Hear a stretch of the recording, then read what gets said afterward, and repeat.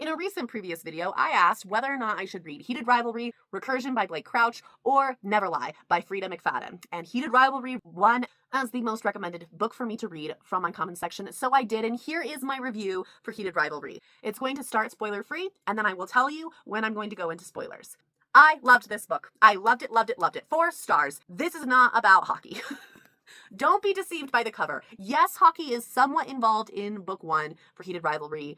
It's just that all of the scenes are things that happen either directly preceding or directly following a hockey game. We are almost never actually on the ice when we're reading from these characters' perspectives. Yes, they're professional hockey players, but the scenes are not really on the ice, so keep that in mind. I thought this was a beautiful story. I am not a big fan of contemporary romance, but maybe it's because gay contemporary romance is actually the genre I should be exploring, because I loved this. I thought it was done really well. Yes, there is a ton of sex in this book. It is spicy, spicy, spicy, but it doesn't distract from the plot. It actually adds to it. It involves character exploration, self-identity exploration. It is fascinating to read.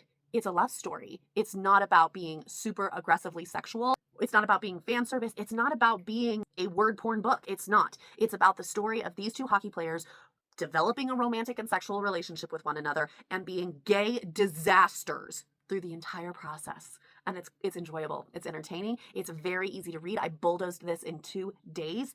I loved Heated Rivalry, and I was shocked by that. And I was also am very pleased by that as well. I knew going into this book that there was a ton of sex. I was really worried because I'm not a big fan usually of a ton of sex in my books because it can oftentimes be distracting. It can be unnecessary. It's a pause in the story and the narrative just because we have to have this scene, and it can get annoying. That's not what happened here. Yes, this story is a ton of sex, but it's so much more.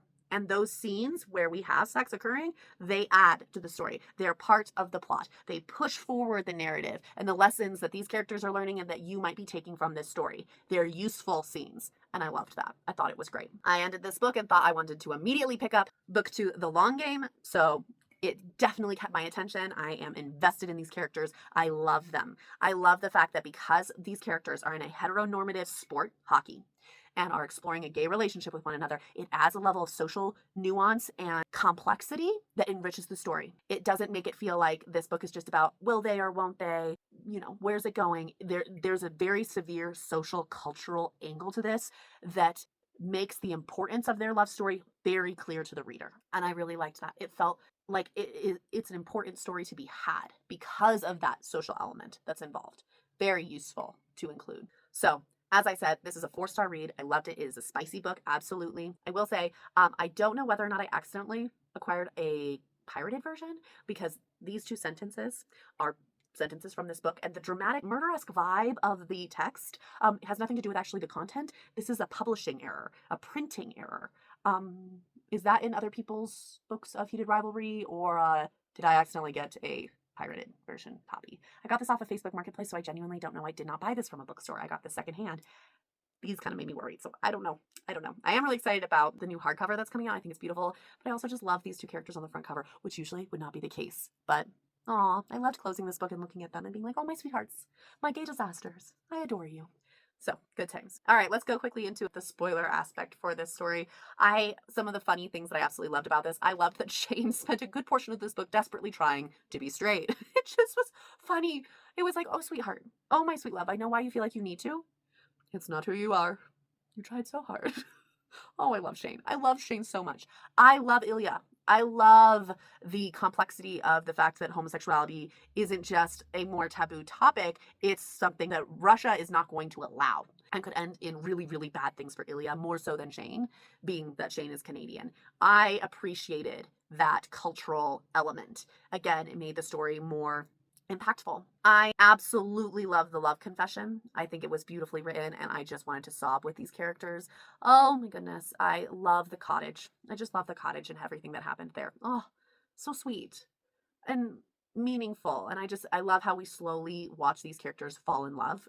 And I really appreciate the prologue, that it starts off with us down the line, and it's like, this is going to go for years. And then it backs up and tells the story of how this rivals love story began. I also can't believe, this is not a huge book, and yet this is 10 years, I think. I think it's a decade or something. This is multiple years. This is a long time in this story. And so even though we're constantly bouncing forward into the future and every other chapter, or basically every chapter, is like a sex scene, it doesn't feel like an annoying 3-month lust affair. It feels like the gradual development and progression of a relationship over an extended period of time, and I really liked that. I appreciate that this story is really about shame, and it's really about Shane's self-identity and coming to terms with being gay and the challenge of that, especially given their profession. I really enjoyed that.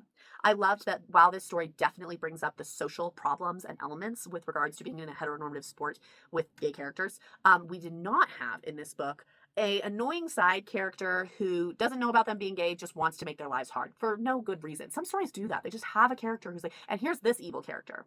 And they can be distracting to bigger social issues because instead of it being these two individuals against the culture of heteronormativity, it would have turned into these characters against this one individual who's being annoying and frustrating. I'm glad this book didn't do that. That felt really good as a choice. We really presented this issue as a larger social issue, and the fear that's associated when you don't have a direct enemy person, it's a culture of problems. Really emphasized how difficult that is for our characters. Loved that. I loved the exploration into Ilya's mom and mental health, starting that conversation in this book. I think that was really well done as well. So overall, I mean, those are kind of like my big things for this book. I loved it. 4 stars, just so enjoyable. That's a pretty good summary of how I feel about Heated Rivalry. Next up, The Long Game.